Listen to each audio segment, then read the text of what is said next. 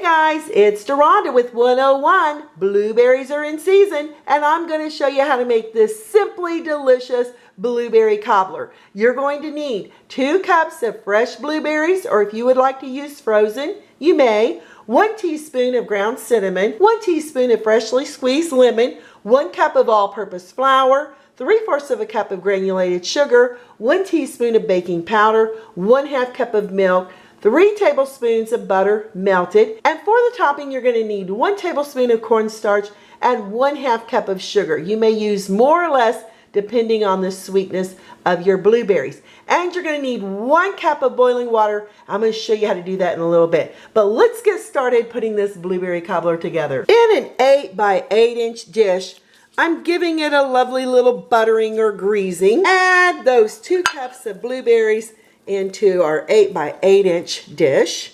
Along with the cinnamon, we're just going to sprinkle it here over the top until we get an even layer. We're going to add that lemon juice. With a fork, we're going to give it a lovely, lovely little tossing until they're evenly covered with the cinnamon and lemon. Set this off to the side. In a medium bowl, we're going to add our all-purpose flour with our granulated sugar. With a fork, let's just combine those 2 ingredients along with our baking powder. And again, make sure you combine your dry ingredients before adding your wet ingredients. Then we can add our milk, butter.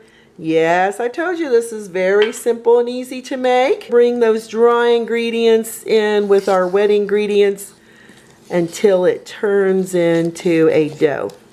You want to make sure you don't over mix your batter here. Ooh, and that's going to be really delicious. When it's looking like this, you see it's nice and smooth. We're coming back with our blueberries. Using a spoon, we're going to drop by spoonfuls here on the top of our blueberries until you get a nice little even coat. Spread it over to the sides and the corners to make sure your blueberries are covered. Next, we're going to take that sugar and that cornstarch, give it a lovely little stirring. We're going to sprinkle it evenly over the top. It's very unusual. We're going to need that 1 cup of boiling water. You may want to just spread it out till you get this even layer. The final touch is to add the boiling water over the top